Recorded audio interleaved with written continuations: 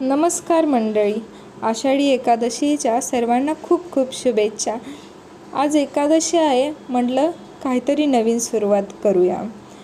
सकाळी उठून फ्रेश वगैरे झाले, पिहूलाही छान अशी अंघोळ घालून घेतली, तिलाही रेडी केलं। ही ग्रीन कलरची फ्रॉक जी मी मिशोवरून मागितली आहे, कोणाला पाहिजे असेल तर comment for the link. Video shoot करत असताना पिहूलाही माझ्या व्हिडिओमध्ये यायचं होतं, मग तिला घेऊन थोडेसे व्हिडिओ शूट केलं। नंतर घरातली कामे आवरली, कपडे वगैरे धुवून घेतले आणि जेवण वगैरे बनवलं। पिहूला तिच्या बांगड्या सापडल्या, मग ती घेऊन आली माझ्याकडे, मम्मा घाल। मी घातल्यानंतर तिला काही 5 मिनटंही ठेवू वाटल्या नाहीत, मग तिने लगेच माझ्याकडे आली आणि मला बोलली काढ बांगड्या।